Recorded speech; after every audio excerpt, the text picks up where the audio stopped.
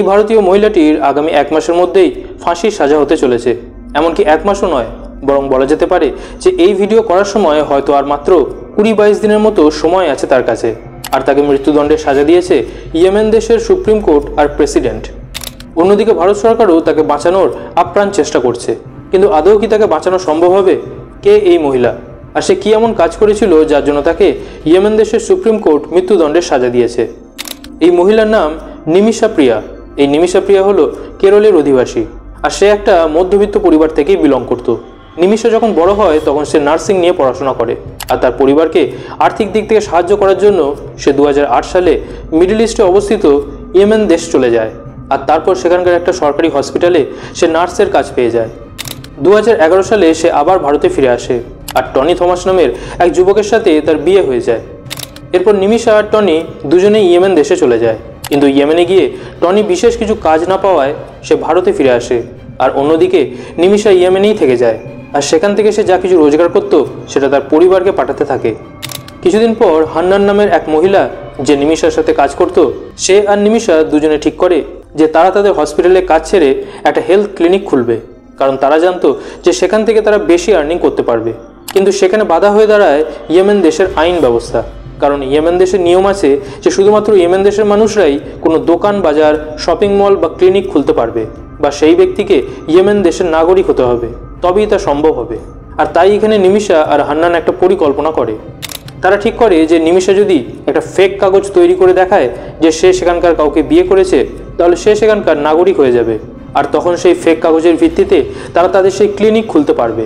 আর তখনই তাদের সামনে আসে তালাত আব্দ মেহেদি নামের এই ব্যক্তিটা, যাকে রিকোয়েস্ট করায় সে বেশ কিছু অর্থের বিনিময়ে রাজি হয়ে যায় নিমিশার নকল স্বামী হতে। কিছুদিনের মধ্যেই সমস্ত কিছু রেডি হয়ে যায়, আর নিমিশা তালাত মেহেদির সাথে একটা জালি কাগজের মাধ্যমে বিয়ে করে নেয়, যার ভিত্তিতে সে একটা হেলথ ক্লিনিক খুলে নেয়। আর সেখান থেকে সে খুব ভালো অর্থ উপার্জন করতে থাকে। কিন্তু ঘটনা মোড় ঘুরতে শুরু করে 2016 সাল থেকে। এই 2016 সালে হঠাৎ করেই ইয়েমেন দেশে সিভিল ওয়ার অর্থাৎ গৃহযুদ্ধ শুরু হয়ে যায়, যে কারণে ইয়েমেন দেশে ট্রাভেল বা এয়ারলাইন ব্যবস্থা রদ করা হয়, অর্থাৎ কোনো দেশ থেকেই কেউ ইয়েমেনে আসতে পারবে না। আর এই সুযোগেই তালাত মেহেদি তার আসল রূপ দেখাতে শুরু করে।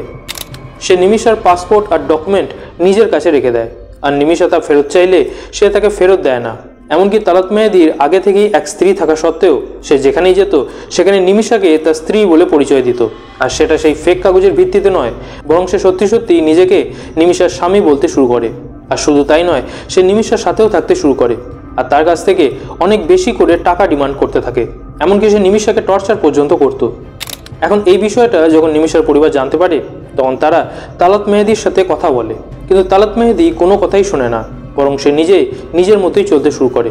আর যেহেতু সেখানে সিভিল ওয়ার চলছিল, তাই নিমিশার পরিবার থেকে কেউই তার কাছে আসতে পারছিল না। আর নিমিশার কাছে পাসপোর্ট না থাকায় সেও ভারতে আসতে পারছিল না। এরপর 2017 সালে একদিন তালাত মেহেদির শরীর খারাপ হয়, আর তার রোগ সারিয়ে তোলার জন্য এখানে নিমিশা আর হান্নান তালাত মেহেদির ঘরে যায়। তাদের পরিকল্পনা ছিল যে তারা রোগ সারাবার নাম করে তালাত মেহেদিকে সিডেটিভ ইনজেকশন দিয়ে অজ্ঞান করবে, আর তারপর তার কাছ থেকে নিমিশার পাসপোর্ট নিয়ে তারা সেখান থেকে বেরিয়ে আসবে। আর ঠিক সেইভাবেই তারা তালাত মেহেদিকে সিডেটিভ দিয়ে অজ্ঞান করে দেয়, আর তার কাছ থেকে নিমিশার পাসপোর্ট নিয়ে তারা বেরিয়ে আসে।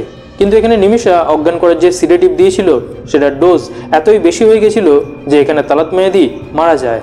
আর পরের দিন যখন পুলিশ সেখানকার সিসিটিভি ফুটেজ চেক করে, তখন সেখানে নিমিশা আর হান্নানকে দেখতে পায়, যার জন্য দ্রুততার সাথে তারা নিমিশা আর হান্নানকে গ্রেপ্তার করে। নিমিশা এখানে সমস্ত ঘটনাটাই পুলিশকে জানায়, যে কিভাবে তালাত মেহেদি তার নকল স্বামী হয়েছিল নিমিশার ক্লিনিক খোলার জন্য, কিভাবে সে তাকে অত্যাচার করত, কিভাবে সে তার পাসপোর্ট লুকিয়ে রেখেছিল। আর এটাও জানায় যে সে তাকে মারতে চায়নি, শুধুমাত্র অজ্ঞান করতে চেয়েছিল। কিন্তু সমস্ত কিছু শুনেও এখানে ইয়েমেন পুলিশ এই ঘটনাকে লোয়ার কোর্টে পেশ করে। 2020 সালে লোয়ার কোর্ট হান্নানকে আজীবন কারাদণ্ড দেয়, আর নিমিশাকে মৃত্যুদণ্ড দেয়। এমনকি 2023 সালে এই কেস যখন ইয়েমেনের সুপ্রিম কোর্টে ওঠে, সেখানকার সুপ্রিম কোর্টও লোয়ার কোর্টের রায়ই স্থির থাকে।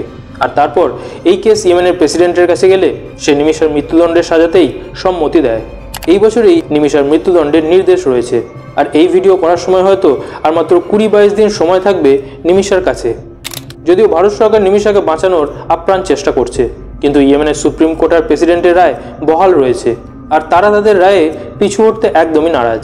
এখন শুধুমাত্র তালাত মেহেদির স্ত্রী যদি ব্লাড মানির পরিবর্তে নিমিষাকে ক্ষমা করে দেয় তবেই নিমিষা বাঁচতে পারে। এই বিষয়টা ইয়েমেন বা অন্যান্য আরব দেশে আছে যে ব্লাড মানি বা নির্দিষ্ট চাহিদা মতো অর্থের বিনিময়ে কেউ কাউকে ক্ষমা করতে পারে, যার জন্য নিমিষার পরিবার আর কেরলের বেশ কিছু এনজিও একটা বড় অঙ্কের অর্থ জোগাড় করছে। যদিও এখনও জানা যায়নি যে তালাত মেহেদির স্ত্রী কি আদৌ নিমিষাকে ক্ষমা করবে। নিমিষার জীবনের ক্যালেন্ডারে আর মাত্র 3 সপ্তাহ আছে। যদিও ভারতের বিদেশ মন্ত্রক আপ্রাণ চেষ্টা করছে নিমিষাকে বাঁচানোর। এখন দেখার এটাই যে নিমিষার মৃত্যুদণ্ড কি আদৌ রদ করা যাবে। এর উত্তর আগামী দিনেই জানা যাবে।